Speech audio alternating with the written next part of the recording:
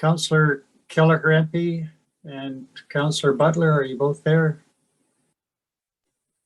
Good morning. All right, good morning. All right, we appear to have a full quorum, so I will call this regular meeting of Council of the Municipality of Jasper to order for September 21st, 2021. Just as an observation, I was reminded yesterday that it is Rail Safety Week across the nation from September 20th to 26th. Previously, I know we had proclaimed that week as a recognized week in Jasper. I'm not sure that that request came to us this year, but in any event, we are a railway community, historically and currently. And so I would just remind everybody to take the time to be aware of rail safety, pass on safety tips to others, and just be conscious that rail safety is important in our community and in all communities. Councillors, you have today's proposed agenda. Are there any additions, deletions, or other changes to be made to the agenda?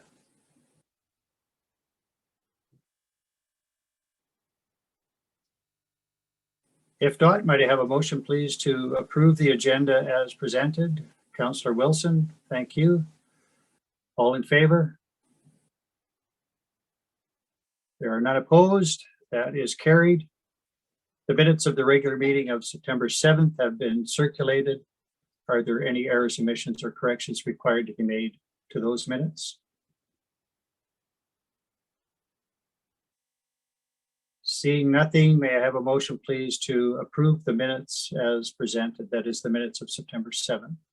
Councillor Keller-Grampy, thank you. All in favor? There are none opposed. That's carried. We have no presentations scheduled for today. Mr. Given, that remains the case. Nothing last minute. All right, I will turn to agenda item 5, business arising from previous minutes. Is there any business arising? All right, we will move along to agenda item 6, department reports, and we have Mr. Greathead, Director of Operations, with an attached report. Well, not an, yes, an attached report. And Mr. Greathead, there you are. Go ahead, sir. Good morning, Worship and Council. As you see, the report's in front of you there. It's been a pretty busy year for sure. We're taking off in a lot of stuff, and we've had quite a bit of staff turnover. And I think what we're seeing is the same thing that we're hearing about in the rest of the world. You know, labor shortages, shortages of materials, having difficulty sourcing equipment, vehicle purchases being delayed and stuff like that. So we're really noticing a bunch of the ripple effects, but I'm confident in the work that we're getting done and that we're on track for most of it. I would like to point out at the bottom of my report, I made an error and said that some of our vehicles won't be delivered until 2023. I mean 2022. As I was preparing a report, maybe I thought the year was slipping by and I was getting ahead of myself on that. But for the utilities, if I go I'll just pick a highlight or two out of each section. Though with the utilities, one of the things that our department's most proud of is that we've stopped the water loss. We were only metering about 45% of the water that we were producing previously. Now we've got that up to about 78% of our water. Some of that's still going to be unaccounted for at this time. That's from hydrant flushing and the irrigation system, as that's not metered. But we're closing in on those numbers. The best I've ever personally seen is 12% water loss, as tight as any municipality's gotten to get it. So I'm confident and quite proud of where we've got with that. And yesterday afternoon, we just received the reports from the AEP lead sampling program. We sampled over 40 properties in accordance with the guidelines set out by AEP. And we'd had none of the results that came back showed any concern at all. We're well under our maximum allowable concentrations for lead within our system. As you know, the chaos that's going on in town, we got a lot of road work on the go. We did get some major paving projects done, and we're anticipating to trial a green alley in the next few weeks. And so instead of going using asphalt or a hard surface, what it is, it's a grid system, almost like paving stones that have an open cell in them. And so that'll be able to, what we'll do is we'll seed that with like a grass blend that is able to hold the high traffic.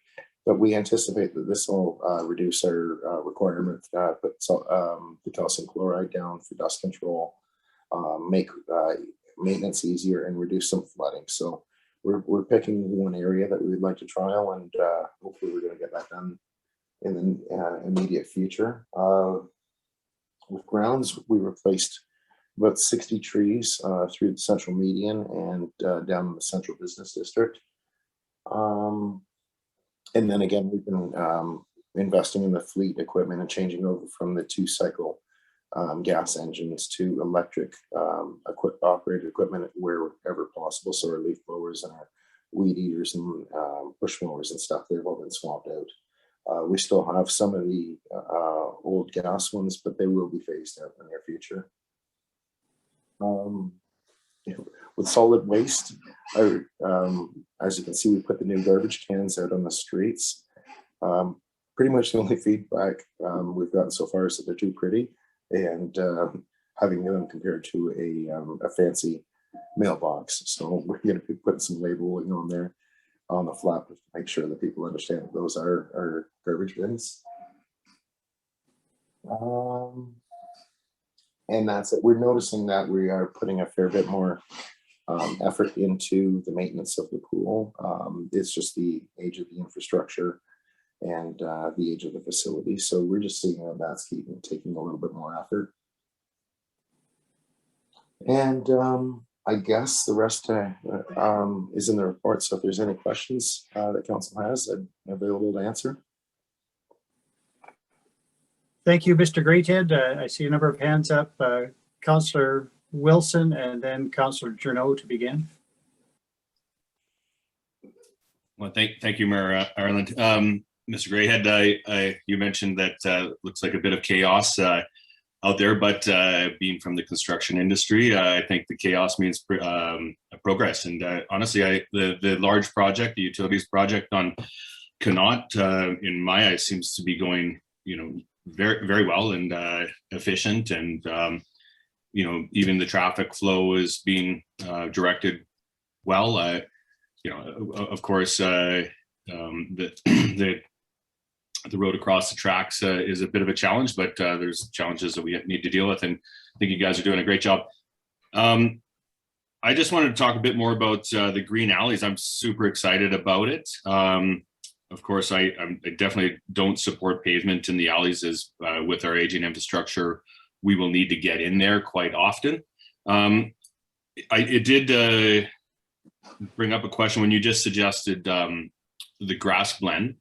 Is it just grass, or are we using concrete pads that grass can grow through? I just concerned a little bit about, say how we grade them in the winter, or etc. So just a little bit more detail on, and I guess it is just a trial, so I'm sure we'll kind of play around with it, but I think that's definitely a move forward in our community, and I'd like to really push on that one.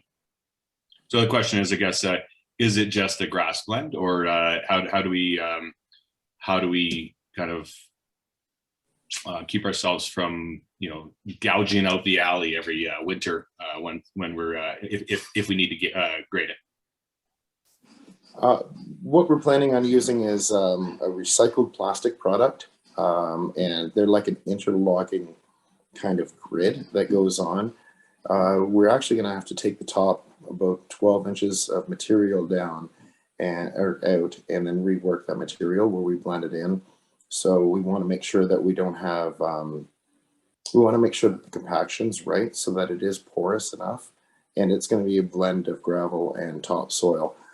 Gravel at the lower stratifications, and then as we go towards the top 2 inches, which will be retained by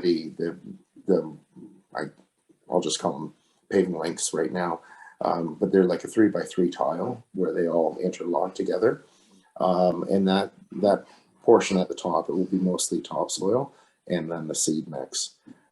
As for gouging it out, with the compaction, we'll roll it smoothly and stuff like that, but we may just have to raise the skis up on our snow removal equipment. So like we may just have to drop them down a little bit so the blade doesn't ride as low. There may be an inch or two of crust in there, but I don't think that's unacceptable in Jasper. Go ahead with a follow-up, Councillor Wilson. Yeah, thank you for that. Just the, well, not really a follow-up. I appreciate the answer to that question. I'm also just happy with reading about the small climate change initiatives you're doing, and they may not even be looked at as climate change initiatives, but just the fact that we're investing in electric tools rather than gas-powered motors, chasing down the water efficiencies. All these small projects are us as a municipality doing what we can. When you did mention vehicles coming in 2023, I was a bit excited because I thought, well, maybe they're waiting for the F-150 electric truck, and honestly a joke, but maybe something we can look into as a municipality, buying, investing in a fleet of electric vehicles. They really make sense when you're not traveling huge distances and being able to top up and charge every night. So honestly, I think really excited to see those chargers in across Connaught, but I think as a municipality, we can be making moves ourselves, especially with the vehicles that we are operating. And then I guess my final question was two items on there, just I didn't understand what they were. First one was a lockout project, and the second was fall restraint project. So I just wanted to shed a little bit of light on what those projects are. Just as I read it, I kind of can't really understand it. Sorry, the lockout and tagout project that we want is so if we have to disable some equipment, it's used mainly in the trades for ensuring that if somebody's working on an electrical circuit or removing a pump or a motor, they turn the breaker off. It's more than just turning the breaker off. It's so that nobody's going to be able to turn that breaker back on and harm that employee. So it's just a means of where there's actually another level of tools where we can actually lock out the, say the electrical panels, or we can isolate valves, and those are locked out and tagged out so that nobody knows, or nobody inadvertently opens a valve or turns on a circuit where a worker can be harmed. So this goes back and it goes into assigning color-coded locks and keys to staff, so that the person who's doing the work owns the lock. No one else has a duplicate copy, and it's just a level of safety that we're bringing in, and it's common. It's a very common workplace thing that we're doing. And sorry, the second one? I guess it was just a fall restraint project. I'm assuming it might just be getting our guys trained, or guys and gals trained up on with fall restraint, but yeah, just do a little bit more light on that one. It's mostly about travel restraint, and we did invest in putting some railings up on the activity center previously, just to make sure that when our workers are up there, that they're not having to, that they'd be tied off where they need to be, and that there's going to be railings installed where possible. So it's just more safety work that we're working on. Great, thank you. That covers my questions. Thank you. Thank you, Councillor Wilson. Councillor Journeau. Thank you, Mr. Mayor. Thank you, Mr. Greathead, for your detailed and detailed report. Just leave it at that. First of all, I want to congratulate you and administration for the paving of the streets on Mayette and on Geeky streets. As you know, I've been one of those that's been pushing for things for the residents, improve their lifestyle or the properties that they live in because they pay the taxes. So I'm forever delighted that that has occurred. I have spoken to many residents on the 800 block of Geeky, and they're just overwhelmed. It's because it's very good work. That's the other thing I have to commend. I think it's Border Paving did the work. The next comment that we get, of course, is, well, they should have done the 700 block of Geeky. And it's right. So I hope this is the beginning of a ongoing paving project, and that every year we will see 1 or 2 blocks, or like this case here was like, I guess, a total of 3, and improve the appearance of our town, because some of those streets are in pretty bad shape, but also do something for our residents. So I do really sincerely want to thank you for that. So thank you, administration, and hopefully we'll see some of those in the budget for the coming year. I'm a little, I'd like to go back, Mr. Greathead, to the water usage. I'm pleased to see the increased amount of metered water. There still remains some that's not metered. I'm just curious as to, I know you talked about it, but how did you do it? And are we getting more, how much more revenue are we getting as a result of this meter? That'd be the first part of the question. Our revenues aren't showing, if I can say, what I would expect. But we have had the downturn with COVID and the whole hospitality. So I don't think our flows are where they habitually are. But what it was, a lot of it is we had a lot of failures and breakages within our own system. So we had some bleeders that were left on for years without ever being stopped. So that was a bunch of investigation that was led by Mr. Michaud in the utilities department.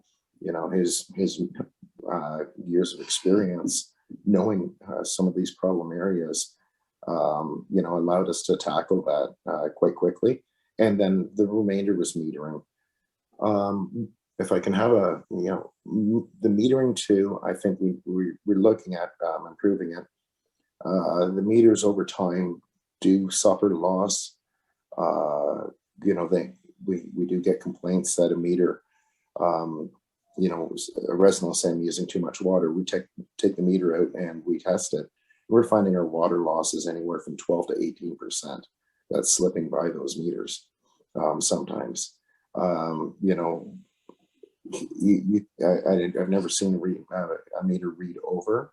But what happens is sometimes the impellers, they just wear out, they get stuck. They become a little inefficient over time. So I think, you know, we can tighten up on it. But I'm proud of it. Like, again, I'm just proud of the work that we've done to recognize where, you know, where we're bleeding it out. And then again, making sure that we install meters where we need to. We did have a lot of unmetered use. Thank you for that. My last point is, again, a bit of a concern is I'm still concerned about the difficulties you're having with the cardboard program, and looking forward to what the solutions might be there. Clearly, maybe it's just re-education again, because when we did some work last year, it seemed to work for a little bit, but doesn't seem to work. But that definitely is a big item. It's an item of waste that costs us a lot of money, and certainly I'm disappointed that we haven't made the progress that you had hoped for there. So that's the other thing. Again, I'm pleased to see the work that's being considered for Back Alley, and I thank you very much for that. Thank you. Thank you, Councillor Trudeau. I think Councillor McGrath and then Councillor Demota. Thank you very much, Mayor Ireland, and thank you very much, Mr. Greathead, for your presentation and your report to Council this morning. I just wanted to mention the operations projects that have been engaging on social media lately. So thank you both to the Communications Department and for your team on working together and seeing operations and detailed navigation of operations through the social media channels with the municipality of Jasper is great, and it's getting us to that level of public engagement where we ought to be. The Green Alley project is really exciting and really unique. So I can't wait to see how that works. And I hope it goes super well for the department. I love the new garbage bins. They're really trendy and they're beautiful looking. And I also love the manhole covers that you showed me in the spring that your department sourced. They're really attractive and Jasper specific, and I really love them. And congratulations to you and your team on the water conservation through the loss from bleeds. So that's a huge success for the municipality, and thank you. Thank you, Councillor McGrath. Councillor Demota. Well, I'm glad that a lot of what I wanted to say is getting covered, so there's no need to repeat. But I also want to thank you for the presentation, your report, the layout. I guess your department lays well to be able to construct this in the manner it is, and I just like it for taking notes and just continuity. I think it's really well laid out. So thank you for that. And there's not a heck of a lot of distractions here, so it's easy to follow. I'm not gonna miss a chance to ask you about our bulk water system and where we are with that. And I was kind of hoping to see a little update on that. Would you be able to give us a verbal on that right now? Yes, actually. Once I submitted my report, I realized that there was a few oversights. And working with this crew, it's like, hey, you forgot to mention that. You forgot to mention this.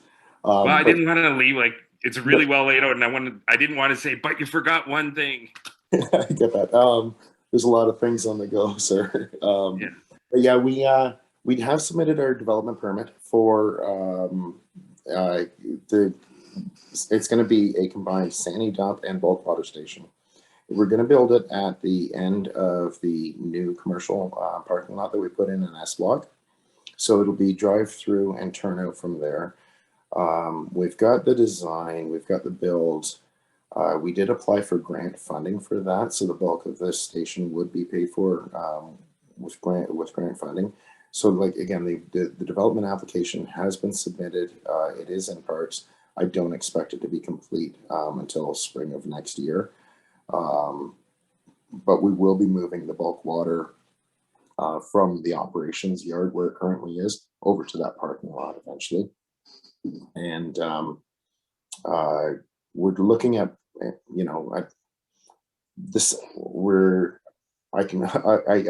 will share the development permit in the future, but we're looking at a building housed where the traffic will be divided in two flows coming out of the new parking lot. And so one side would be for the sandy dump, one side would also be for the bulk water. And with that grant money, we were going also to restore the intersection at S Block where the current sand dump is and address that recycling area to make it a little bit more usable and tidy it up. It needs some attention. So that's been part of the comprehensive project. So yes, the development permit has been put in. I don't think I'm going to be able to pull it off until the spring at the earliest, though. Well, if anything, I wanted to congratulate you with your experience and foresight for that. And ultimately, down the road, once it's paid off, we'll have another alternate source of revenue. I mean, it's already there, but it isn't maximized to its full potential. So the more initiatives that we can do of those in the community, I think the better it is for everybody, and, provide a little bit of relief to the taxpayer or give a little bit more back to the department, the affordability of the things that we want to grow with. So thank you for that. I have a few more questions, but I'll for the sake of not tying your time up with me, I'll let it rotate. Maybe some more questions will get answered. Thank you. Thank you, Councillor Demota. Councillor Kelleher-Anthy. Thank you, Mr. Greathead, and to you and your team, an excellent report, and thank you for all the work on the utilities. I agree with Councillor Wilson, you know what, it's pretty easy to navigate around. I was just in Edmonton this past week and it was not as easy to navigate downtown as it is our downtown. I'm just curious, on the fleet, we've disposed of 2 vehicles. Did they go to the crusher or did they get sold? I'm just curious. They were posted on Gov Deals, and we did meet our reserve bids on those, I believe. Excellent. Thank you. Thank you. Thank you, Councillor Keller. MP, other questions? Councillor DeVota, you had, oh, I'm sorry, Councillor Butler, go ahead. Thanks very much. Thank you, Mr. Greathead, for the report. I just want to acknowledge a couple of specific smaller things that were asked for by residents through council, and I do appreciate them being done. One is the picnic tables at Robson Park. I've seen many folks using them since that was put in, and I appreciate that work. And the other is a small but important thing. I noticed that railway bypass sign went up on 93A, and I think it makes some difference to visitors who are confused and who could be sitting waiting for trains. I hope they see the sign so they can take the bypass. A question about the garbage cans and the decorative wraps, and they look great and I'm thankful for them. I'm wondering, I think you mentioned that you were working with Tourism Jasper on that. So is there a cost sharing arrangement in place for that? I'm curious because they're obviously a municipal asset, so I'm just wondering how that is working, if indeed there is some cost sharing aspect to it. There was no further cost or additional cost borne by the municipality for these routes. My understanding is that Mr. Bouduk reached out to Tourism Jasper. We had seen garbage cans with wraps, but we wanted something that would have been Jasper appropriate. So he reached out, Jasper Tourism provided the design, and I believe that they funded the wraps. So that confirms there is a cost sharing arrangement. So Tourism Jasper is making some investment into that infrastructure. Am I right in that? I would say it's more of an in-kind where we're working together, but yes. Okay, thank you for that. The Green Alley project, I'm only curious because I assume that comes at some additional costs, and I don't think we've seen any budget requests around that, and I'm just wondering about how that is being managed from a budgetary standpoint. We were going to use that out of the pavement, so we did see some savings within the pavement by changing the process a little bit. Instead of removing the whole road, we're doing the mills where we mill down about 1.5 inches on the roads and then pave from there. So we're sitting well within the asphalt and the pavement budget, and I can't schedule any more pavement work. So I was going to trial that, and the lot we're looking at, or the alley we're looking at, is right adjacent to the Athabasca Park. There's about an 80-meter section that goes into where the parking lot by the CIBC is. It's in that area. So we figure it's going to be a visible, pedestrian friendly area. So that's where we wanted to trial that one in that area. And again, the money did come out of our roads budget. Okay, great. Thank you very much. One last piece I want to talk about is the commercial cardboard issue. And I am sorry that your department is still frustrated and still dealing with that. And I want to make the point that your department came to council a year ago telling us that we have an inadequate policy framework or almost no policy around that. And it's costing the community money and it's not working well. I think we let you down because you asked council to come up with a solution. And I think we dropped the ball. So I do encourage you to come back to council with a correct request when policy in place or lack of it isn't working. And we're told that, I think we have to step up and help you provide solutions. So that really has to get dealt with, and I do look forward to seeing that come back in the next few months. Lastly, overall, I'm really happy to see all of the sometimes small upgrades all around town, the sidewalks, the storm sewers and so on. And what I noticed that the work seems to be done really quickly and efficiently every time. It seems like you come in, there's a little disruption for a couple of days, it gets cleaned up, moved on. It all seems very tidy and efficient. And I have a sense that the planning process for all these projects in town is very well executed. So congratulations to your team for getting the town cleaned up gradually and doing so in such a apparently efficient manner. So, thank you. Thank you, Councillor Butler. I think I saw Councillor Wilson's hand again, and I know Councillor Demota, you had indicated you had more. So, Councillor Demota, perhaps we'll return to you if you have a remaining question or two, and then Councillor Wilson.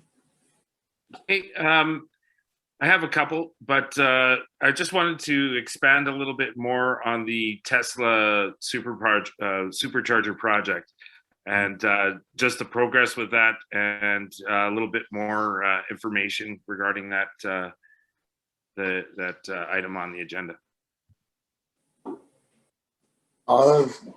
Councillor Demota, we were pretty much just in a support role, help with the approvals and making sure that we helped with the design. We did have a hand in design where we wanted the conductor to come from and that. Most of that, though, was dealt with third party. You know, it was a Tesla initiative, and it was negotiated for them to provide the generic chargers as well. So my role in that project really was just a facilitator and helping things go along. And this is separate from the project that was going on with Parks Canada and Tesla, correct? Or is this? I'm not sure. I really don't know much more about that one. Sorry. Well, we did get a presentation. Okay, sorry. Go ahead. Sorry, I'm not on the chair. No, Your Worship, I can assist Mr. Greathead if it's appropriate here for Councillor Demota. This council, I believe, in 2019 received a presentation with respect to, I think, Tesla and perhaps another organization that were seeking federal grants. And so these are related to that. I think council previously identified this location as the preferred location for the installation of those where the grants provided. And so Tesla, the private entities, and the other company is called ZAP. They went out and sought federal grants. They did receive those grants, and this installation is as a result of that. So the municipality's role was essentially in identifying the space, providing, I think maybe there were some letters of support for the grant applications at some stage. And then on the operation side, as Mr. Greathead said, really providing that technical guidance about how to interface with parks so that Tesla would understand that, and what steps they need to take in terms of alignment with municipal utilities. And just sort of providing that sort of oversight to the project. So the municipality didn't have any direct role in funding the installation, funding the equipment. It was really a support role, as Mr. Greathead referenced. Right. Okay. And I believe that one part of the presentation that we saw was if the chargers were on municipal land, there were some fee rates negotiated with ATCO, and there was supposed to be some relief there or some change in process, and I don't know if that's changed, or is this entirely like the Parks Canada driven initiative where we're just playing a secondary role there, or a tertiary role? So the municipality did assist the contractors and the owner of the infrastructure in how to engage with parks. There's certainly are doing these installs all across Canada. Our context is a little bit different, and so we were able to play a supportive role. But we didn't. The contractor had direct relationships with parks, as any other builder or contractor would have. They also had a direct relationship with ATCO in terms of the installation of the utilities and the extension. Mr. Greathead and his team had influence in terms of the design and the alignment of where the ATCO extension went and where facilities were placed. But that was really in a municipal oversight role rather than any role that put us in between the owner of the infrastructure, Tesla in this case, and any of the other parties. So we were just there providing municipal oversight. Okay, that's good. That provides a little bit more clarification, because I think I was confusing that with another initiative where there were municipal owned charging stations that would require us governing them. So thank you. Thank you, Councillor DeVota. Councillor Wilson.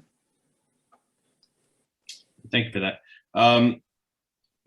Well, just a disclaimer, it may not be the place to bring this up, but I just wanted to pass it on to operations. I think a few council members, as well as myself, had been tagged in a social media posting about speed limits on Collin Crescent, and looking into it, like, it's blatantly ridiculous that it's 50 kilometers an hour on Collin Crescent. Again, as well as Balsam Avenue and where is that other one? Balsam Avenue and sorry, I'll find the other one here in a second. But again, I made the commitment a few months back, once we were able to reduce the speed limits on Bonhomme, that if any resident felt like there was speed limits too high within the community, they bring it to my attention, and I would make a motion to reduce the speed in that. We tried previously to reduce the speed throughout the community, yet it failed, so we may have to piecemeal it. So further than that, I think the real holdback when we were trying to reduce the speed limits to 30 throughout the community was Connaught. I'd just like to highlight that Connaught has been 30 throughout the whole summer, as we have patios out there. So, and honestly, there has been no real negative feedback, I don't think, from reducing the speed to 30 on Connaught.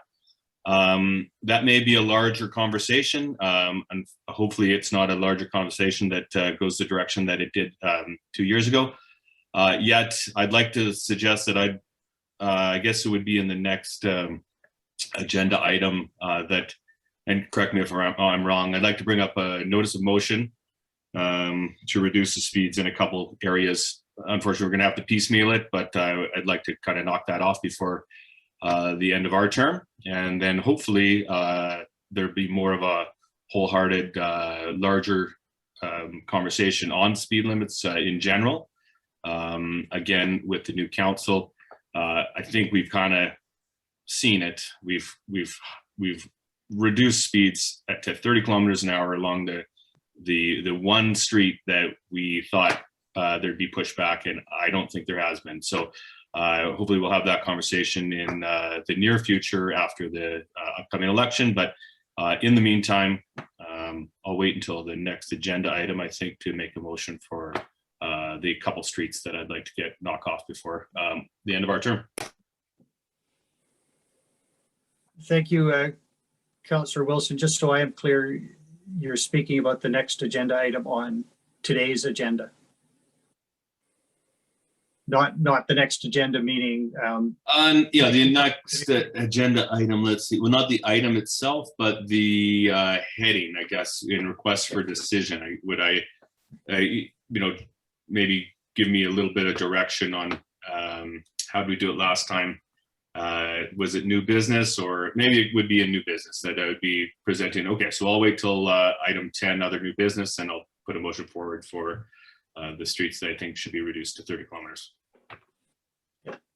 That's fine, thank you. I was just trying to confirm for myself whether you meant to raise it later today or on the next agenda, which would be a committee of the whole agenda a week from now. But I understand. It doesn't really make sense to put it on 7.1 community conversations and policy. Yeah, thank you.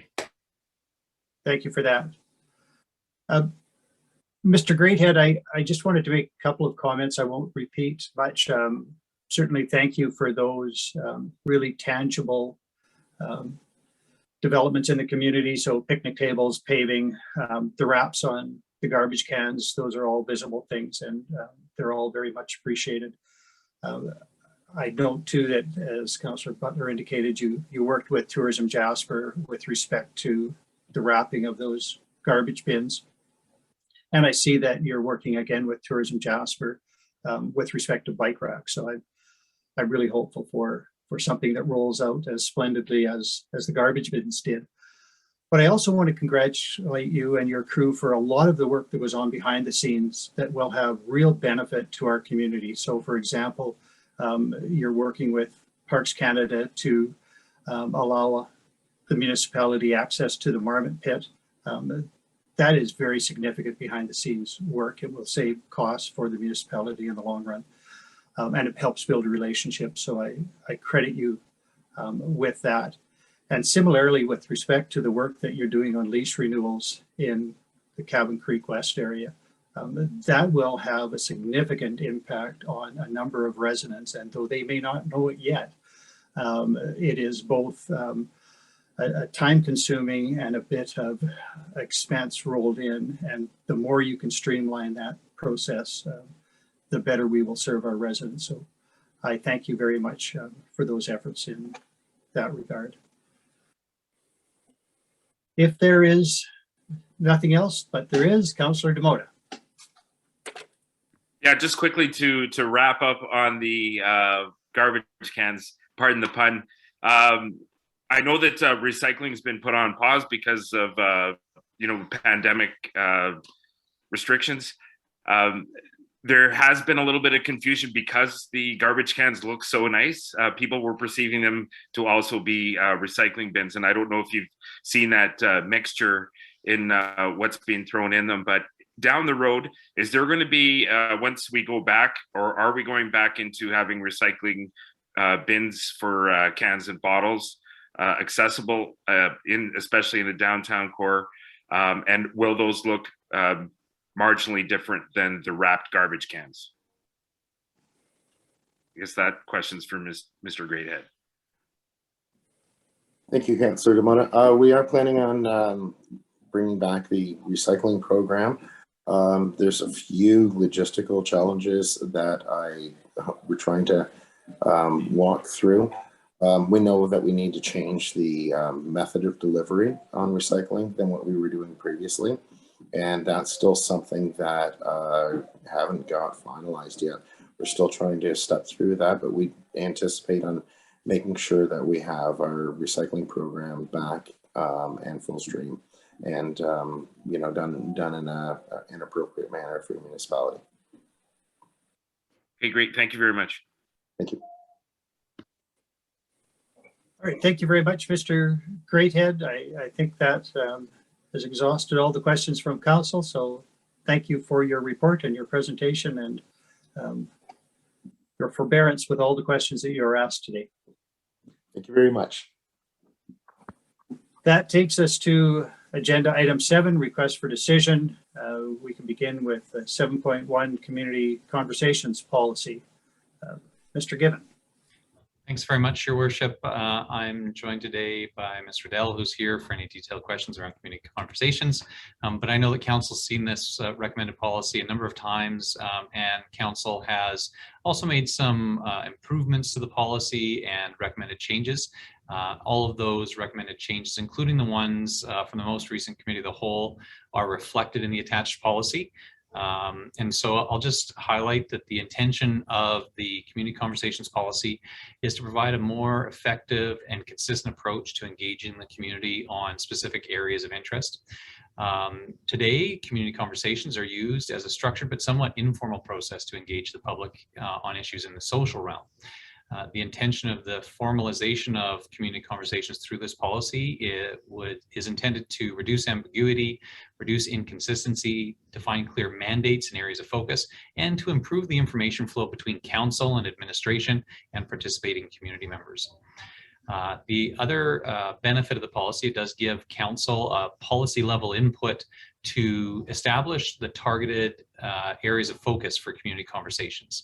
And so you'll see in the attached policy that in addition to the community conversations around social well-being by life stage, which are essentially the ones that exist today, there are additional areas of focus around arts and culture, recreation, and environmental responsibility.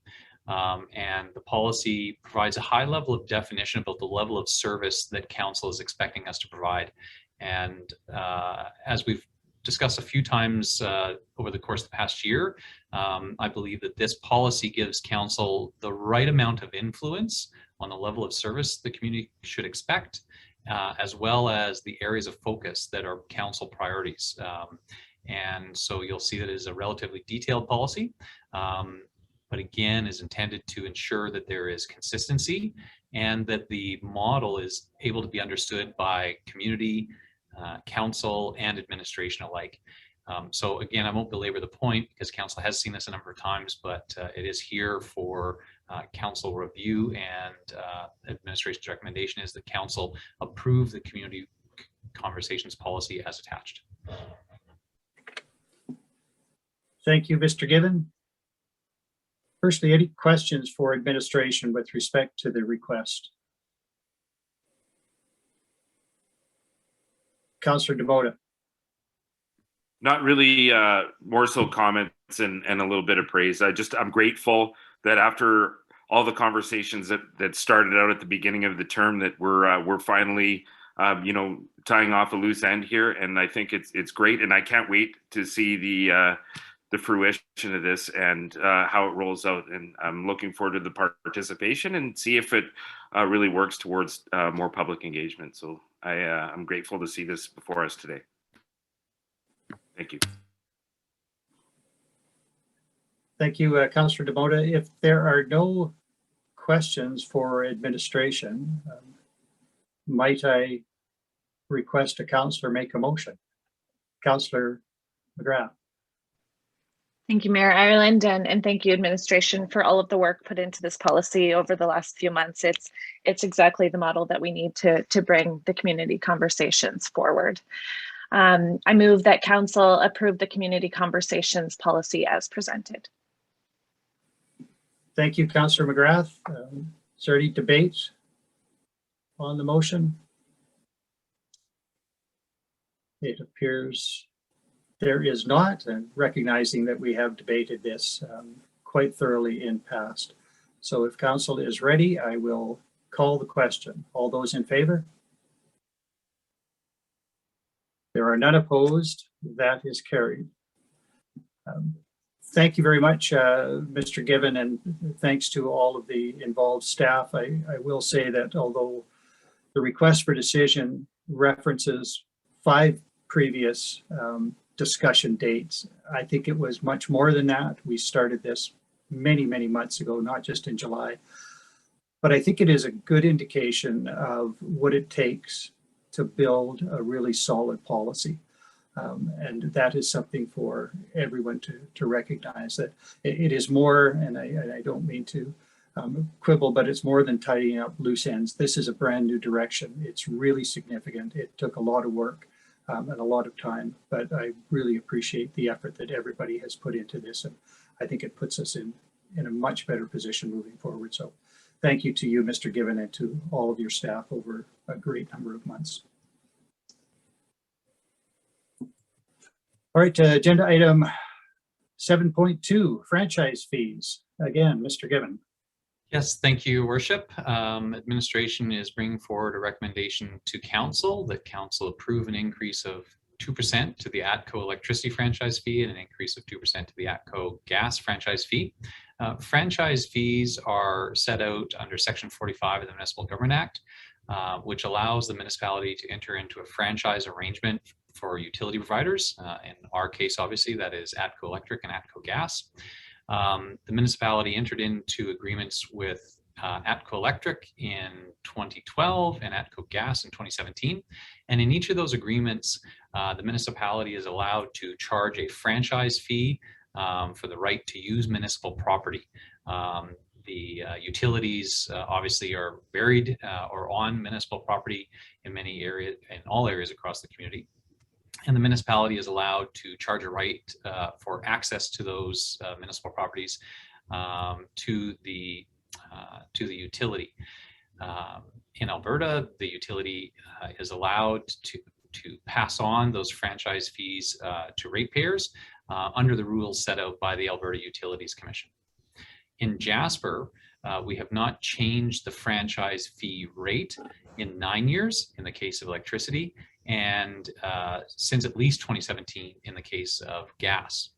So administration is bringing forward a recommendation to council that those fees keep pace with the general economy and that these increases be approved. The Alberta Utilities Commission sets out the rules for how franchise fees are changed, and also sets a maximum cap on what municipalities can ask for in terms of franchise fees. The AUC has set the franchise fee cap of 20% on electric utilities and 35% on gas utilities. And I'll speak to what the actual rates are here in Jasper in just a moment.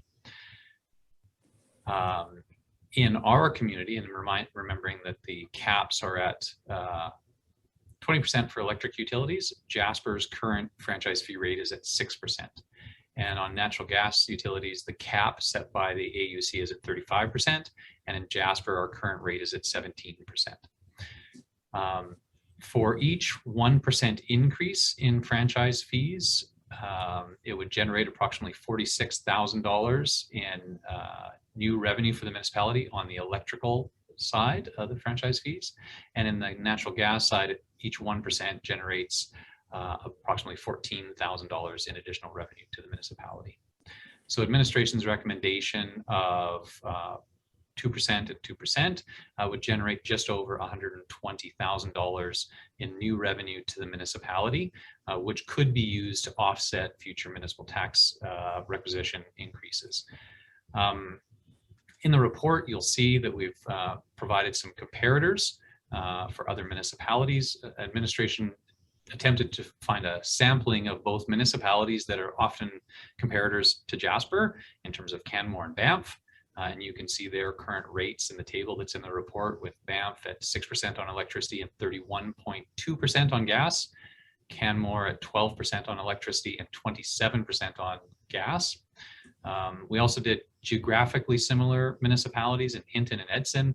Again, there you can see just over 12% on electricity in Hinton and 14%, over 14% in gas in Hinton. Edson, somewhat lower than Jasper on the electricity side at 4.75, but quite a bit higher on the natural gas side at 20%. So, and then we also took a sampling of other larger communities that were across the province to give that sort of sense of a provincial comparison.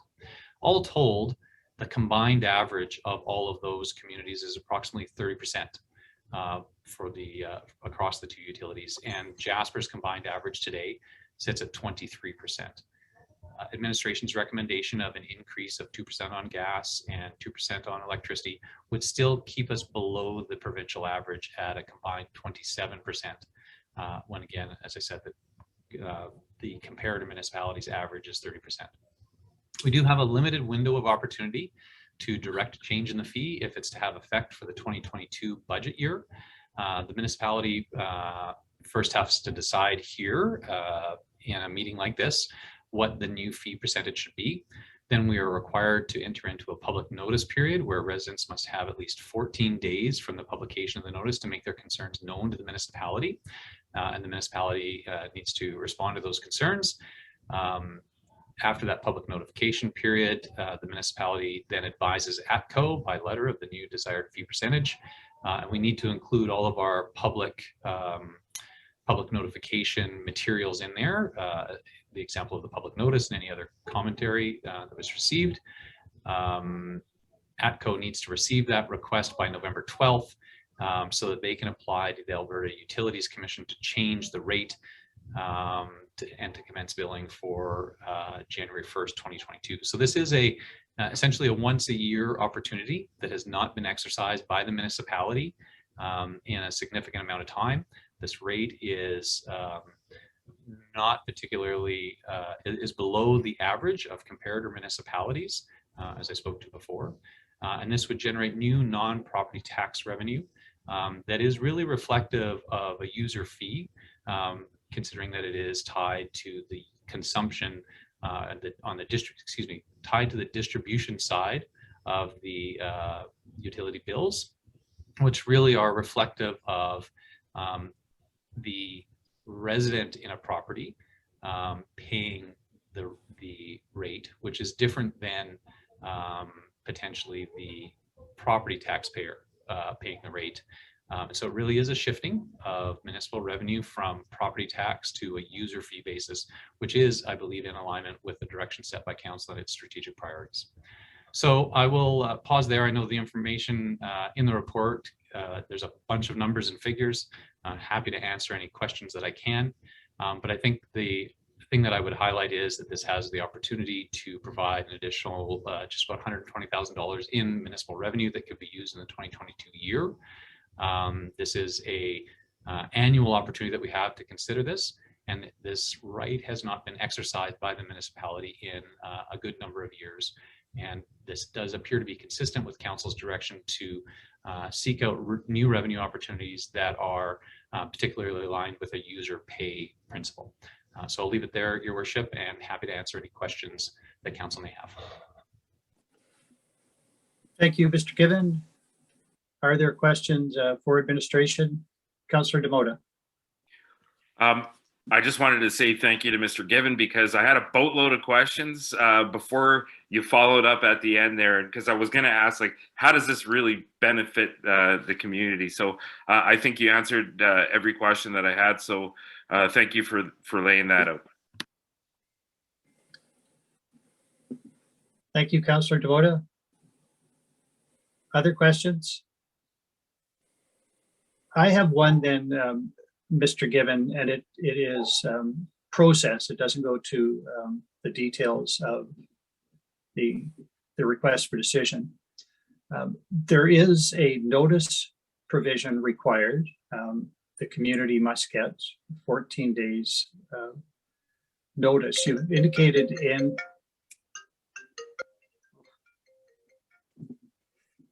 you have indicated in the report that there's a requirement that we include the effect of the change for average residential customer. Is there any obligation to alert non-residential customers of anything? I'm just curious how we set an average customer, what that means.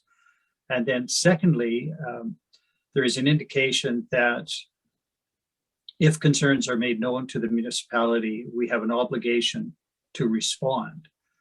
And what does that response look like? Is that something that can be done at the administrative level, or might that or may that require a return to council before November 12th, which is the deadline for getting the notice to APCO?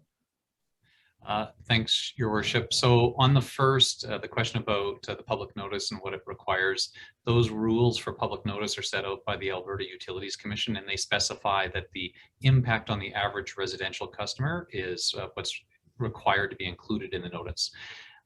The average residential customer is much easier to define because we can look at average power consumption, and ATCO has provided us with those numbers. And you'll see that contained in the report, that estimation of what a 1% increase would look like. Administration has also worked with ATCO to identify for council purposes what the impact may be on a couple different types of commercial customers.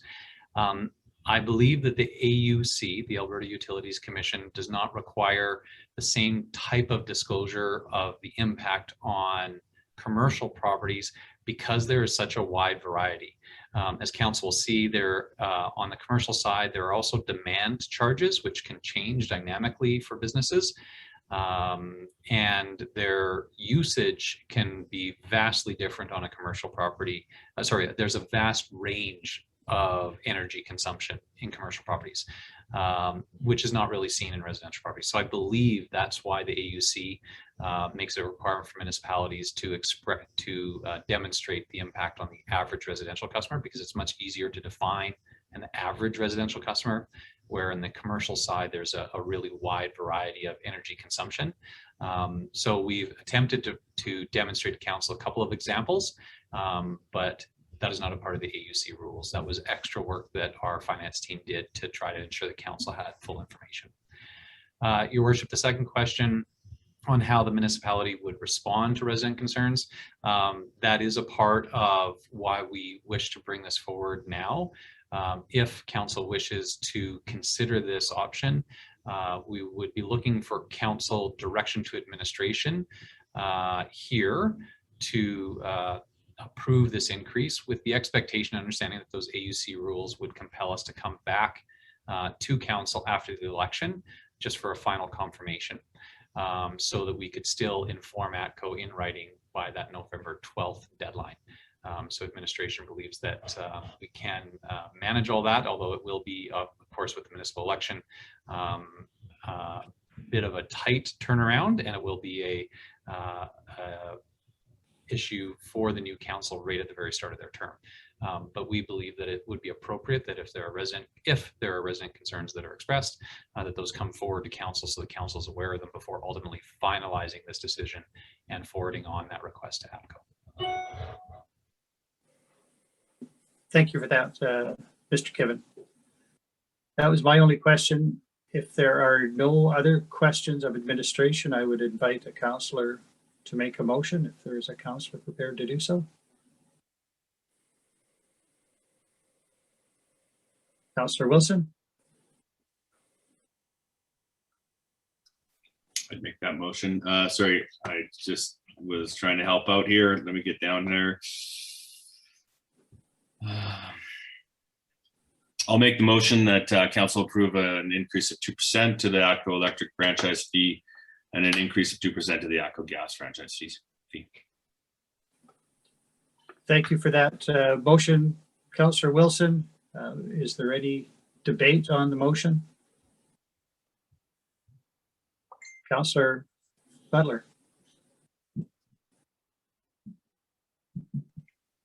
Thank you very much. I am in favor of the motion. However, I have a couple of concerns around the conversation, and I just want to make sure that we as council and as an organization are being completely transparent about this. The first point I want to raise is that the point has been made that the fee collected by the municipality has not changed in 9 years, and that's technically correct. But it's really important, I think, that residents understand that the fee is actually a percentage rate. So the rate, the income we have been collecting has been gradually increasing over the years, along with utility fees, because it is a percentage of utility fees, or not a direct percentage, but it is tied to utility fees. So it is really not the case that this and past councils have sort of been just not paying attention and not keeping the fee up to date. So what we're changing here is a percentage rate and not the amount of the fee per se. So that was the one point I wanted to make. The second was around the terminology of new revenue. So it's true in a sense that this is new revenue, but residents need to understand that it is revenue coming from the same pockets as taxation. Again, not a reason for me to vote against it. I am in favor, but it's new in the sense more that it is a different way of collecting revenue. It is a different type of income for the community, but it is coming from the same residents and ratepayers, Jasper. So it doesn't change the amount of income we need to raise within the community. It changes the amount of income we need to raise through taxes. And I would expect that with this change, the tax requisition in coming years should be able to be less than it was. And residents need to understand that that's the outcome of this. Lower taxes, but the income still comes from the community. So I'm in favor, because to me, this is a fair and equitable way to raise funds. It slightly moves the dial from a taxation-based revenue income collection model toward a consumption-based user fee income model. Not very much, but slightly. And I think for that reason, it's fair, because this portion of income raised by the community will be paid based on individuals' utility use. So it works for me as long as the community understands that it is not really an alternate source of revenue. We talk about alternate sources of revenue. The source of the revenue is still the ratepayers in the community. And I'm mentioning all that for clarity and transparency, not because I am against the motion. I am in favor of the motion, and I thank administration for bringing it forward. Thank you. Thank you, Councillor Butler. Councillor Demota? Yeah, I thought I had all my questions answered, but now that Councillor Butler brought that up, I just want to be a little bit more clear, or have a little bit more clarification maybe from Mr. Given on the whole concept of this. And I'll try to keep it simple, because when you look at the budget, we have our utility rates, our utility revenues and expenses separate from the net tax envelope. So we are going to be getting a little relief on the budgetary aspect when it comes to the net tax envelope, but in utilities, the change is going to be seen as an increase to revenues in utilities and a decrease to the taxation portion of the net tax envelope, or vice versa. Do you see where my confusion is? Your worship, so just to be clear, these are not revenues from our municipal utility operations. These are would probably show up in other revenue or under franchise fee revenue in the municipal budget. So it is a separate revenue line that is distinct from any municipal operation. So just to be clear on that point. And the decision making on how this revenue will be used would be up to council in the 2022 budget process. As you can appreciate, there's a wide range of alternatives available to council. Council may wish to decrease the total amount of expenditure in the municipality, in which case this revenue could be used to deliver today's current services, but requiring less municipal taxation to deliver those services, because we'd be able to make up $122,000 of service using this franchise fee revenue rather than property tax revenue. Council may choose to increase service levels, in which case this the municipal tax requisition could stay the same as it is today, and this franchise fee revenue could be used to enhance services, or council may choose to keep the total expenditure flat and have this simply offset municipal tax revenue. So that, you know, the overriding I think principle there is that this new revenue, which would be net new revenue to the municipality, provides the next council in their 2022 budget discussion with some flexibility to consider a range of alternatives. And those alternatives wouldn't exist if this revenue, if this council didn't provide an opportunity to increase this revenue source. Sorry if I'm making this sound like an infomercial. This wasn't set up, but it was like you were reading my mind. That's completely clear to me now. I just wanted to make sure, so thank you. Thank you, Councillor Demota. If there are no other issues of debate, I will just say for myself, I too will vote in favor of the motion. I am persuaded in particular by one element of Mr. Given's presentation. Previous councils have considered this and recognized, as has been said, that ultimately the revenue collected comes from the pockets of locals in any event. So it's not as if it is a saving, it's just a redistribution. But where I am persuaded in this discussion is that the set of people paying, the characteristic that defines that set is no longer ownership of property, it is connection to the service. And although there will be significant overlap, it is not exactly the same group. The group of users is not synonymous with the same group of taxpayers. And even though it's a subtle and slight shift, I recognize that it is important. And so for that reason, I too am in support of the motion, recognizing that, of course, ultimately all of the revenue will come from local sources, but in a slightly different manner. If there is nothing else, I will call the question as read into the record by Councillor Wilson. All those in favor? There are none opposed. That is carried. Thank you for that, Mr. Given. And that takes us to agenda item 7.3, provincial public health restrictions and a verbal report. Mr. Given. Yes, Your Worship. At committee last week on the 14th, Council had directed administration bring forward a report on essentially municipal, the ability for the municipality to regulate entry to municipal facilities using vaccination status. Then late on the 15th, Premier Kenny announced that the province was entering a new state of public health emergency.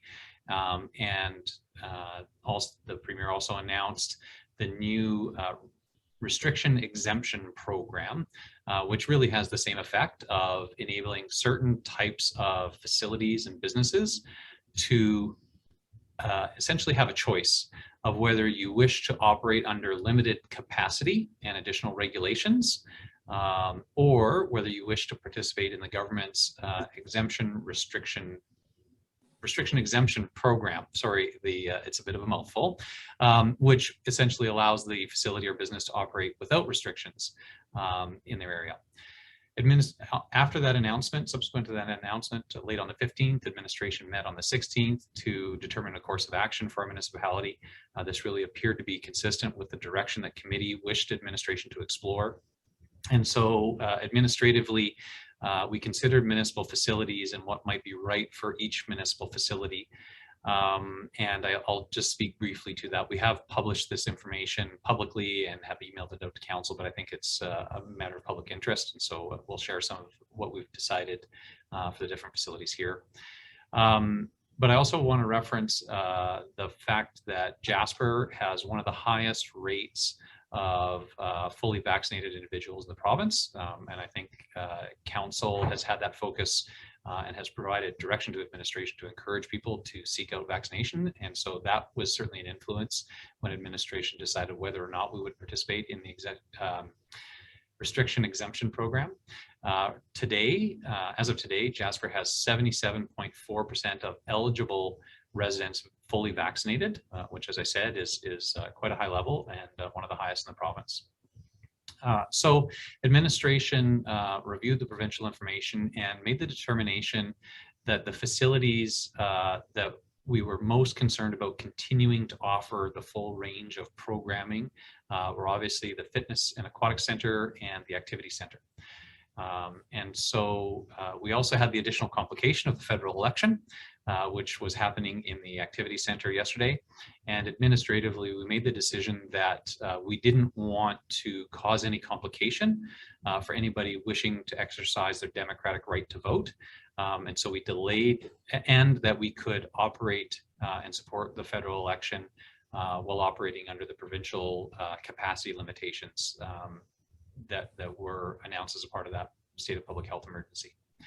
So we did not implement the restriction exemption program. Sorry, I keep trying to do that backwards. The name, I think there's probably a better generic name that more people would use, but we'll use the provincial government's name. We did not implement that program at the Activity Center on the 20th because we didn't want to impact people's ability to vote. And we were able to operate at the reduced capacity, which is 1/3 fire code capacity. We did initiate the program in the Fitness and Aquatic Center on the 20th, and starting today, we have initiated the program in the Activity Center as well. Again, for council and the community, this allows us to continue to offer essentially unrestricted programming options within the facilities because we are checking people's vaccine status as they enter the facility. We have made provision at the Fitness and Aquatic Center so that registered users, people who have memberships, only or 10 punch passes, where we have their names, they only have to show their vaccine status once, and then every other time when they swipe their pass to come into the facility, they don't need to show it again. In the activity center, we are directing users to the front counter to provide their vaccine status.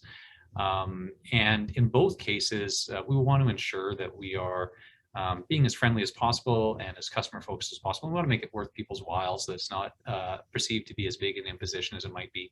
And so we're actually offering for everybody who shows their vaccine status that they're entered into a weekly draw for an activity, for a fitness and aquatic center pass.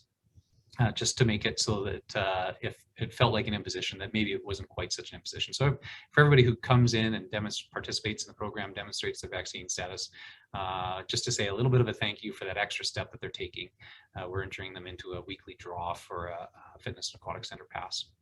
So those are the only 2 municipal facilities that are participating in the restriction exemption program. All other municipal facilities are broadly able to operate within the capacity limitations that are a part of the provincial state of public health emergency. And so administration made the determination that the additional complication and burden didn't provide value to residents. I mean, residents can still get into the administrative offices to pay a utility bill if needed. That facility is never over 1/3 fire code capacity. And so there was not a need, for example, to implement the vaccination program there. The province also created a number of different exemptions for areas that are not required to implement the restriction exemption program. Specifically, they identified places that are, and I'll use a quote from the province here, need to be accessed for daily living. When administration was making our decision making late last week, there wasn't all of the clarity that we have today, but it's clear that services like the Wildflowers childcare and the out of school care are certainly places that are needed for daily living. And so we have not implemented the restriction exemption program there. For Wildflowers, parents collecting children from the out of school care program located in the activity center will be required to use the Bonhomme Street doors. And for parents who are unable to provide a proof of vaccine to come into the activity center through that entrance, we will accommodate them in other ways to ensure uninterrupted access to the program. For the library and cultural center, the municipal library at first announced that they would be implementing the restriction exemption program, and they certainly can do that for their portion of the facility. And then late yesterday, there was additional clarity provided that libraries are actually considered out of scope and are not eligible to implement the restriction exemption program. And so my understanding is that the library has now switched to say that they will have to be operating it with limited capacity in the library. And so that is a bit of a change from when administration first published the information. Our community outreach services office at 627 Patricia Street has moved to by online and appointment only services, which was essentially how they had been operating for a significant amount of time before restarting some in-person services over the course of the summer. And then again, as I referenced, the administration office, we are following masking, physical distancing, hand sanitizing requirements, and obviously we don't go over the 1/3 capacity, fire code capacity in terms of people in that facility. And so there was not a need to start up the restriction exemption program in that area. I know that council has received all this information. It is a fairly fast moving area. Administration was still getting details into yesterday. And as I referenced with the library, some of those had changed. But the ultimate goal here is, which I believe is consistent with the direction that council had set, is to continue to support Jasper residents in being healthy and safe, continue to support our municipal staff in being healthy and safe, and acknowledging that the vast majority of residents, approaching 80% of eligible residents in Jasper, have headed out to get their vaccines and are fully vaccinated. Administration has implemented the program as set out by the province, which I believe, Your Worship, was consistent with the direction that council was headed last week when they asked us to consider doing this on a municipal basis. The advantage of doing this under the auspice of the provincial state of public health emergency is that it really clarifies our legal authority to do this.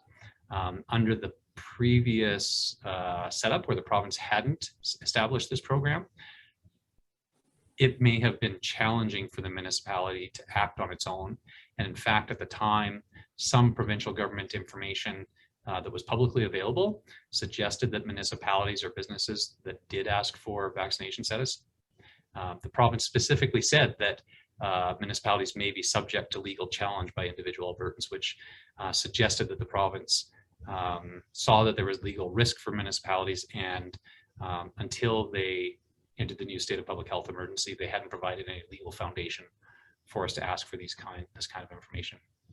So recognizing that they have, recognizing that council throughout the entire pandemic has taken a safety first approach, administration made these decisions, and that's why, Your Worship, there is not a recommendation for council in terms of a municipal approach, because we're able to do it under the auspice of this newly announced provincial program. Your Worship, I will leave it there. Again, as I said, this is fast moving information. We've done our best to ensure that the public are informed through the municipal website, municipal social media channels, and through the media. And I believe all that information is also gone to council. With that, I would be able to try to answer any questions that council may have, and would simply recommend that council receive this verbal report for information. Thank you very much, Mr. Kiven. Thank you both for that really thorough verbal report, but for the work, and also I should say, for the work that you and your staff have done, just deciphering a bit of an evolving situation, and much of it somewhat ambiguous and unstated or understated. You've done excellent work for us and much appreciated. Questions, Councillor Wilson? My apologies if I missed it. There was a number of buildings that we were discussing there, or you were discussing there, but the quorum room in itself, are we able to host in-person meetings? I think we kind of owe it to ourselves as this council to hopefully finish off our term in person. I think it'd be, just really nice to spend a couple more meetings with everybody together. But then I think it's going to be really important for the upcoming council to be in person and be hosting meetings in person. So can we move towards that? I think, and I guess I'd like to get council's kind of view on that. Do we want to be pushing back towards in-person meetings, and if so, when and how? I guess that goes to Mr. Given. Sure. Well, Your Worship, for Councillor Wilson, I'll just speak from an administrative perspective. We'll recognize that there really is council preference there, and I'll leave that to council to decide either here or potentially offline, and with some feedback to administration later on. The province, under the state of public health emergency, is requiring working from home everywhere unless the employer deems that there is a need to be physically present. We have set the direction for our staff that they should be working from home unless they are required to be physically present to serve customers, to maintain or operate equipment, or to deliver their service, or to have physical access to hard copy documents.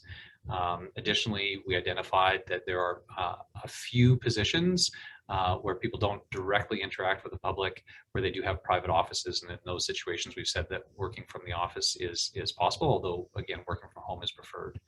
I think that would also apply to council, and council would have a decision to make about whether that physical presence is required, and if physical presence is required, then the in-person social distancing requirements would need to be met, and capacity requirements would need to be met. So I think that my interpretation would be that would be possible for a council meeting. I think it may restrict the public from attending in person. And so if a council wished to begin to meet in person, they could give administration that direction, and we would research the appropriate way to do that within the current restrictions and keeping safety as the top focus. And so we're happy to support council whatever sort of direction you wish. And we will also keep track of what the provincial restrictions are as they change and evolve over the next number of days. My understanding is that we have not yet necessarily seen the peak of hospitalizations and the peak of this fourth wave. And so I would imagine that these restrictions will stay in place for at least a number of weeks. But we will constantly be reassessing, and I would imagine the council might wish to do the same in terms of your intention to meet in person. But I will, your worship, I'll step back because I think that the desire to meet in person is really council's desire, and administration can assist council in whatever direction you choose. Thank you for that, Mr. Given. Councillor Wilson, if you wish to follow up, go ahead. Yeah, just to follow up, just a little clarification on the work from home restriction. That if we were to be taking part in the the restriction exemption program, does that one work from home restriction still apply? Your worship, for Councillor Wilson, I would need to clarify. My initial read is that the work from home directive is broadly applied and is not related to the restriction exemption program. You know, work from home, the intention is to reduce physical in-person interactions, to reduce the potential for transmission from person to person. And that directive appears to be independent of the restriction exemption program. So I don't believe that instituting the restriction exemption program reduces the directive from the province that people should be working from home where possible. Thank you both for that. Other questions from councillors for Mr. Given? Councillor Butler. Thank you very much. Just further to Councillor Wilson's question or query about the quorum room in future meetings, notwithstanding, I acknowledge there's probably some gray area there in that can be seen as a workplace, but it is also a public space in a sense. And so it does seem to me that perhaps a decision to implement the proof of vaccination protocol with respect to the quorum room when they're being used for public meetings could allow us to meet as long as that proof of vaccination protocol was implemented, and that would override the need to meet the restrictions such as masking, separations, and social distancing. So it does seem to me that I appreciate Mr. Given's point that some facilities were seen as being workable to use the proof of vaccination protocol and others not. But that protocol could perhaps be applied to the quorum room when it is being used for council meetings, allowing us to meet in person, again, if it was the will of council and if councillors were comfortable doing so. It seems to me if that we're able to gather as a community within certain areas, such as restaurants or for that matter, our own facilities, that with use of proof of vaccination protocols, that gathering in the quorum room ought to be able to be seen in the same light. Thanks.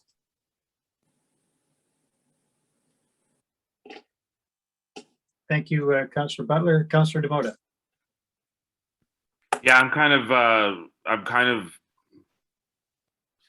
on, I don't know, it's just, for me, I think this is a little bit of a tough call right now, just because, you know, I don't want this to feel like council wants to move in a certain direction, regardless of how administration feels. And I wouldn't, if there are some staff that would feel uncomfortable, I wouldn't want to put them in an awkward position right now until restrictions change and are lifted. I understand that there are measures in place, but at the same time, you know, I'm all for meeting in person, because I think, to me, we miss a lot as councillors and a lot in the debate. And, you know, there's a lot of nuance that, you know, that gets missed in this two-dimensional format. But at the same time, you know, I wouldn't want to put anybody in the position. And you know, if there are people that might not be comfortable, I don't want that to come out either. Like, administration isn't comfortable in meeting in public right now. So I think it puts everybody in an awkward situation. Until things change, I'm not ready to go and revisit that at this point. Thank you. Thank you, Councillor Devoda. Councillor McGrath.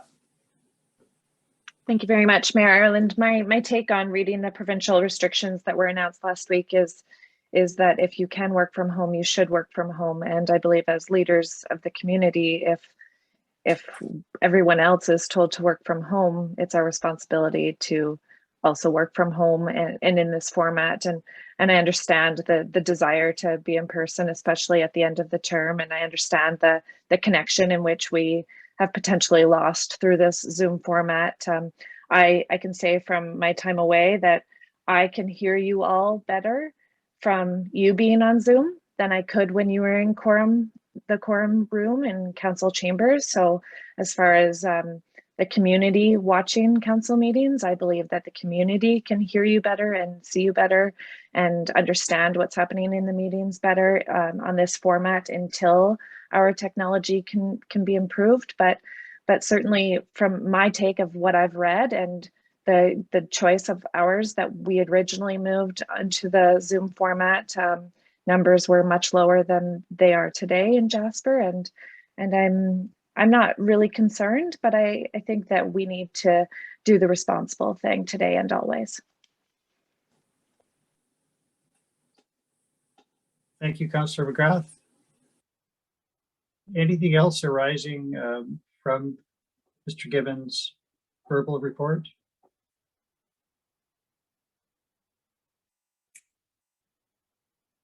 If not, Mr. Gibbon, I think toward the end of that report, you suggested perhaps receive the verbal report as information. And would you prefer or appreciate a motion in that regard? Yes, Your Worship. I think that'd be appropriate just to have on the record that council received this report and acknowledged it by motion, and there was no direction provided. So I think that recording that by motion would be preferred. Thank you. Is there a councillor who wishes to make such a motion? Councillor Wilson, thank you. Is there any debate? I will call the question, which I think is that council received the Provincial Public Health Restrictions Report delivered orally by Mr. Gibbon as information. All those in favor? There are none opposed. That is carried. We are now moving on to agenda item 8. It is 11 o'clock. We perhaps have half an hour or so left, I would estimate, to get through the agenda. Would councillors prefer, though, a break at this time and then come back to conclude the agenda, or is there a desire to not break and push on to perhaps early end to today's session? Any feelings one way or another? Short break would be desirable. 5-10 minutes. Councillor Butler? 5 minutes? Is that? Yes, thanks. All right. I would appreciate it. Yes, for the comfort of council, I'm always prepared to do that. So I will call a 5-minute recess. We'll be back. Well, let's make it 11:10. We'll be back. That gives us perhaps 8 minutes.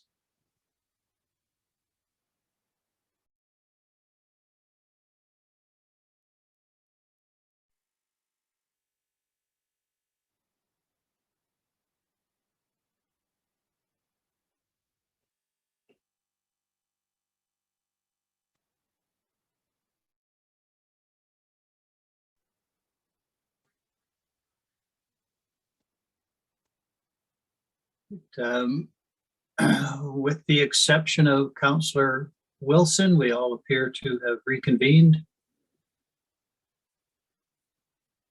Assume he will be along shortly, but he had indicated that he wished to speak to it. There he is. All right, I will call us back to session. We are at agenda item 8. There are no bylaws for consideration today.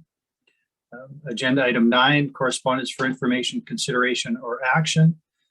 There is nothing on the agenda specific.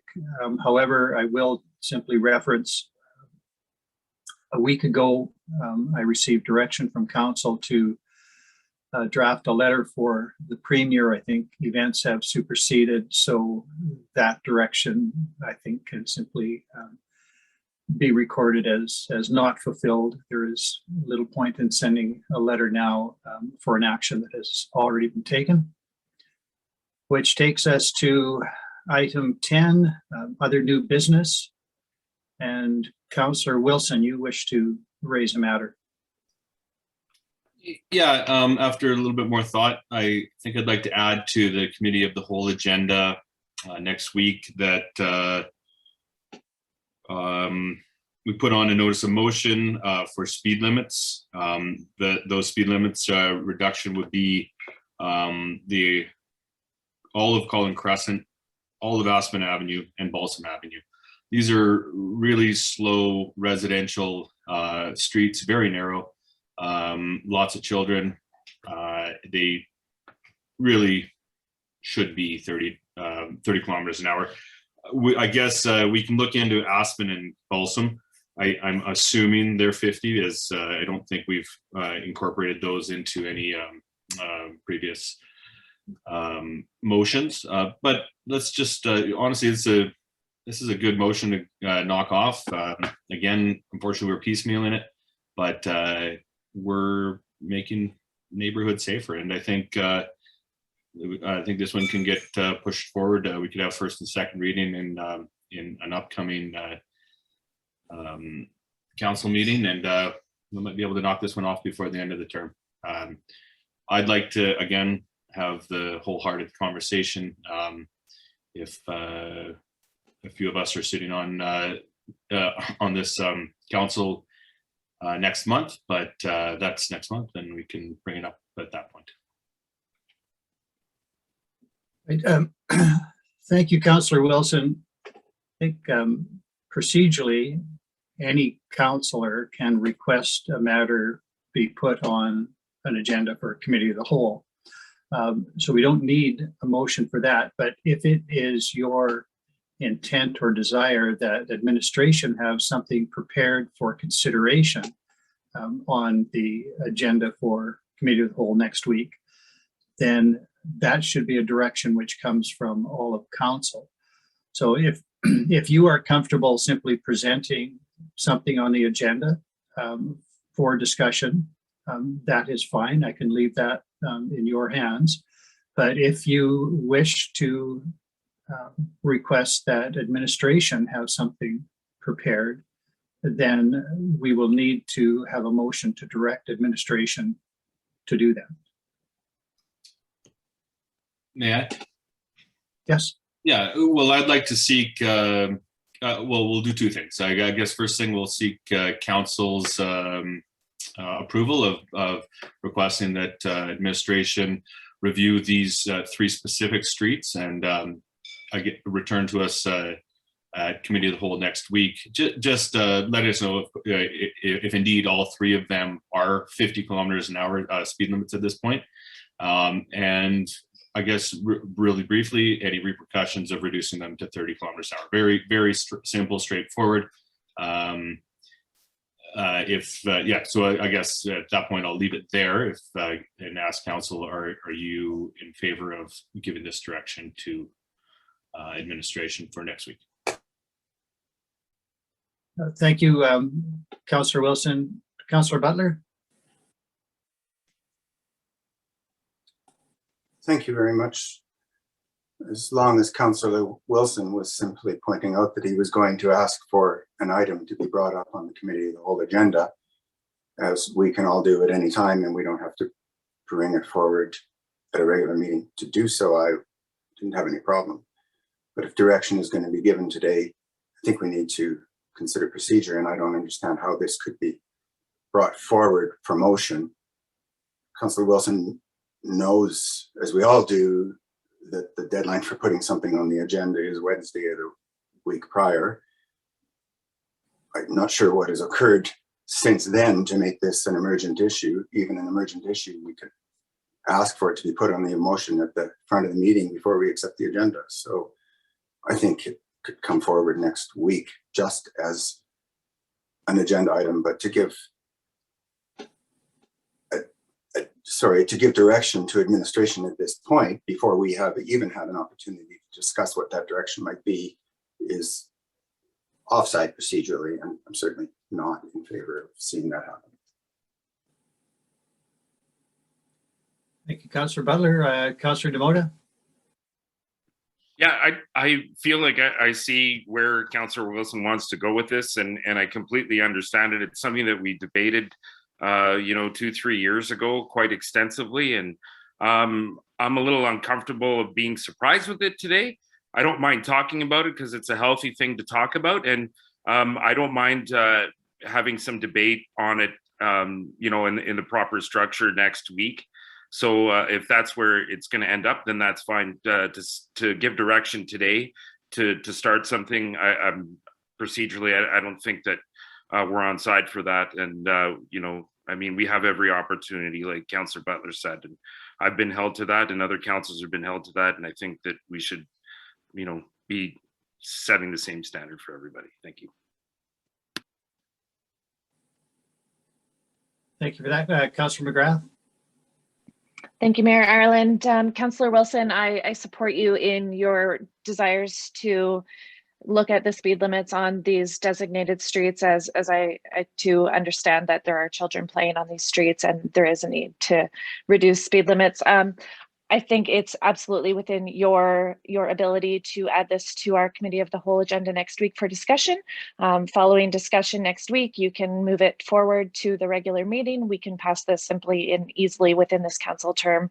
And I believe that you have every skill that you possess to bring this forward, and we can absolutely accomplish this.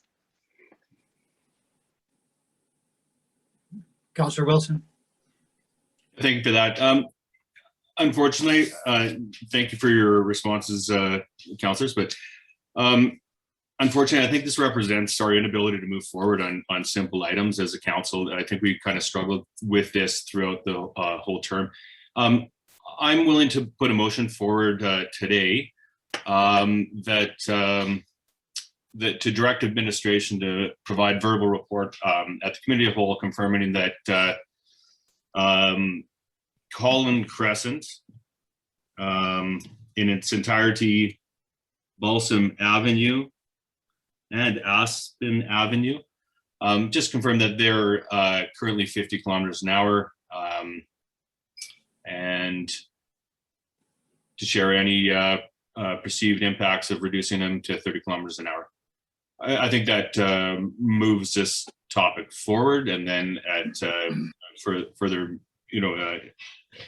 meetings in the future, we can knock this one off. Of course, sure, I know the rules, although I don't think I'm stepping out of bounds by bringing something up in new business and asking administration to look into it quickly and immediately. And it's just it really shines light on adding increased safety to our residential communities. And again, it doesn't need a huge amount of discussion. And I think every item that we've discussed in this whole term had almost too much discussion. It had been talked over and then forgotten about, pushed aside, and no decisions were made. So as I said earlier, after reducing the speed limit to 30 kilometers an hour, that was pretty painless and quick and simple. And I think this is very, very similar.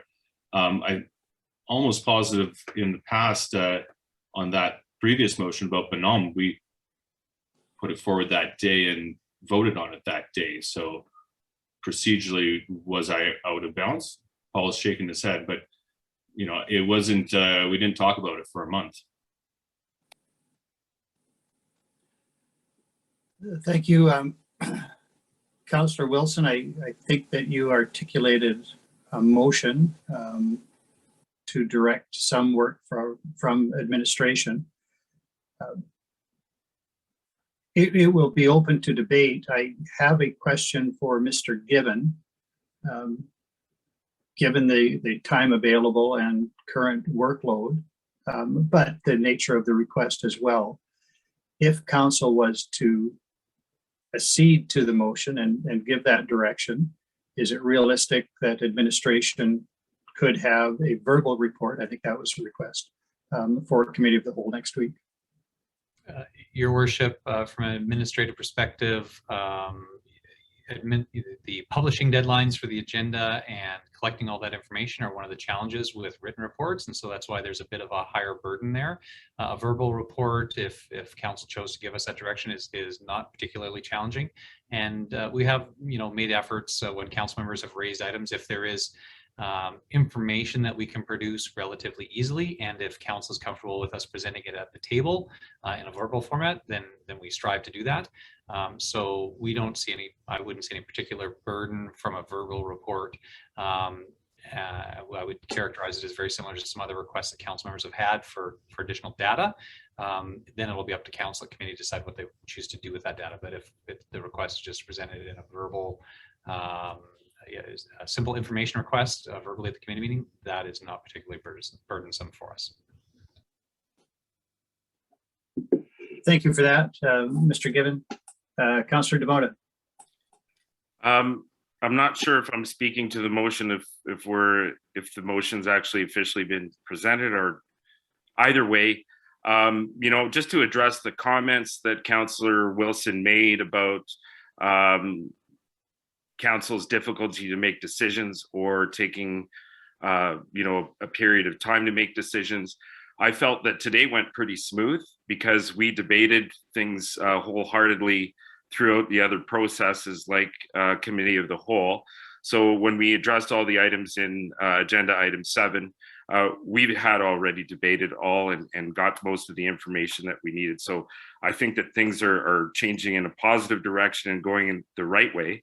I think it's unfair at this point, when we've had all this time, to debate this and bring it back to the table and discuss it. As we're closing up the term, we have a handful of meetings left.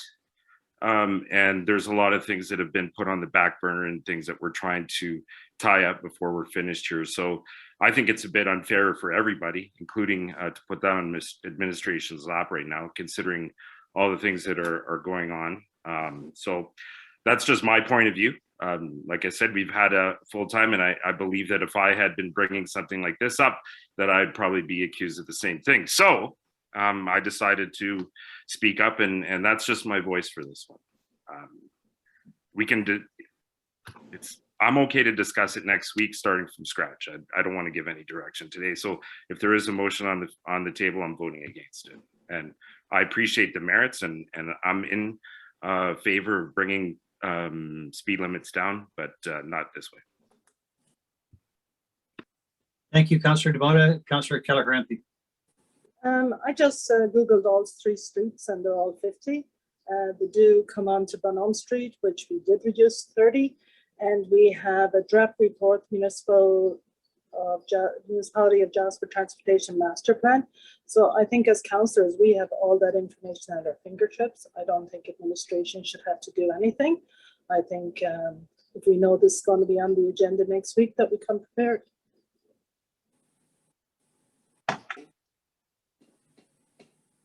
Thank you, Councillor Keller-Harampi. Is there anything else?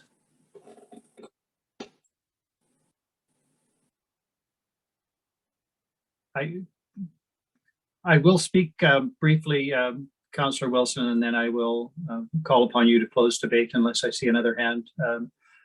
I think the point made by Councillor Keller-Harampi is an excellent point. I think the information is available, has been available to council if the item is on the agenda.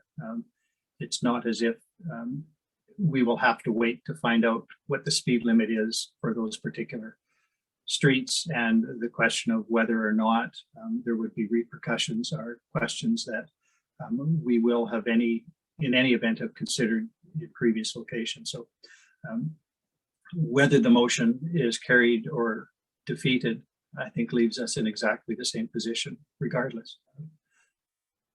But unless I see another hand, Councillor Wilson, it's your opportunity to close debate. I'll wait for Councillor Butler. Oh, I'm sorry, I didn't see that hand there. Councillor Butler, go ahead. Sorry, Your Worship, I'm confused.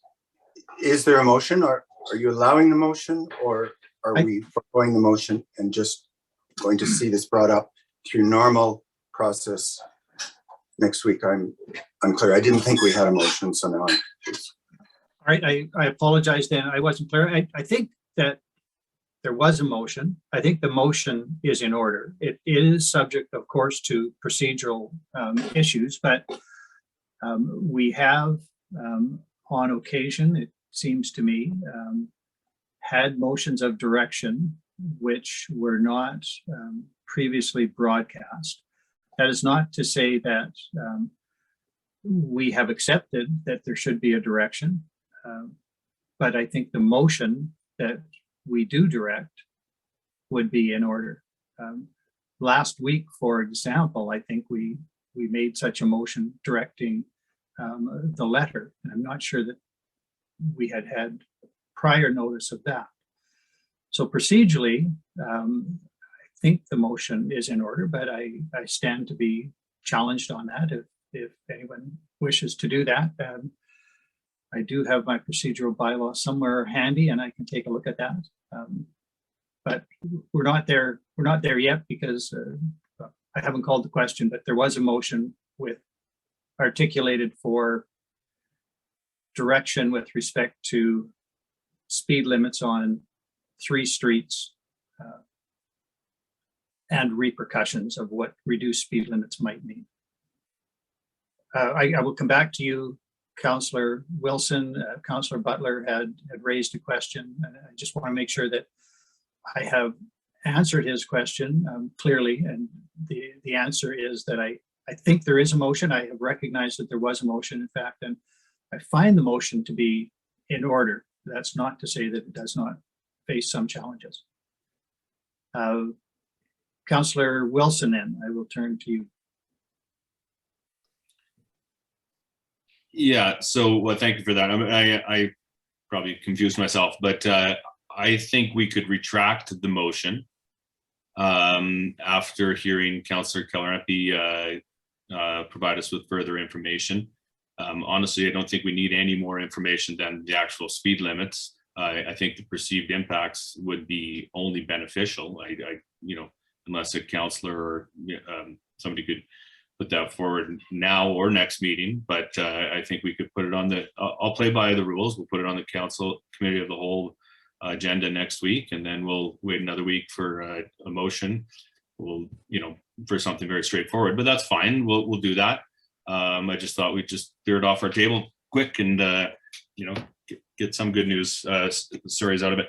But anyway, we'll get on the committee of the whole agenda tomorrow or next week. We'll discuss it. And I'll try to put 2 motions forward in the following meeting 2 weeks from now. Thank you, Councillor Wilson. Then for clarity, you withdraw the motion that you had previously made. Is there any objection to the withdrawal of that motion? There doesn't appear to be. So thank you for that. So yes, you know the procedure to get an item on next week's committee of the whole agenda, and we will leave that in your hands. Is there any other new business for council? Council reports. Councillor McGrath. Thank you, Mayor Ireland. Last week, I attended a community conversation as well as a pre-strategic planning interview for the JCHC and an inclusion committee meeting. Tomorrow, I will be missing the community conversation that I normally attend, as I will be in a strategic planning session with the JCHC. And on Thursday and Friday, I will be on an online Stronger Together library conference for my role on the library board and the regional library board. Thank you for that. Councillor McGrath, any other reports? Councillor Wilson? Thank you. I have one, on September 30th, but we have a Community Futures West Yellowhead, and I just saw Councillor Butler put up his hand. So I'm sure we'll follow up for the JCHC strat plan. We'll let him take care of that one. Thank you, Councillor Wilson. Councillor Butler? Thank you very much. Yes, the Jasper Community Housing Corporation Board is holding an afternoon workshop tomorrow to review our strategic plan, update it, and I will plan to present outcomes of that in perhaps a written or at least verbal format at an upcoming meeting, because I would like to take that opportunity just to update the community on the progress the Jasper Community Housing Corporation has made, and in some cases has not made, with respect to community housing in Jasper. Thank you. Thank you for that. Any other reports? I will report briefly. I attended a museum board meeting last Tuesday evening. Wednesday of last week, I was invited to swear in the new executive for the Jasper Park Chamber of Commerce. I attended the inclusion committee meeting on Friday of last week with Councillor McGrath. And tomorrow there is a West Yellowhead Regional Waste Management Authority meeting. It is actually between our consultants and CAOs to get their view on the proposed movement to a commission. Mr. Given is going to attend that, at least in part. Representatives, elected representatives, have been invited to be part of that if they wish. I am not going to be available. The notice came out only yesterday, and I'm not sure whether Councillor Wilson will be available, but in any event, Mr. Given will attend on our behalf. If there are no other councillor reports, we have a list of upcoming events. The only thing I would add to that is that Sunday, September 26th, is the annual duck race. And if you don't have your tickets yet, in support of the museum, go find a museum board member and get some duck race tickets. Councillor Wilson. Just one more item to add to the upcoming events for new council would be AUMA. I think that's November, let's see, 17th through 19th. And I'd just like to follow up with Mr. Given. Not sure if it is in person or virtual just yet, but if it is in fact in person, have we made plans to send the new council? You're muted. Excuse me, Your Worship. Yes, for Councillor Wilson, yes, administration a while ago booked the hotel rooms and have pre-registered. AUMA has a setup to allow in election years municipalities to register spaces with names to be filled in later. And so Jasper administration has done that. And obviously AUMA will need to respond to whatever the current health restrictions or guidance is at that time. And given the fluid situation, I can say that isn't clear, but administration here has done all the steps that we need to be able to send all of the new council should it be an in-person convention.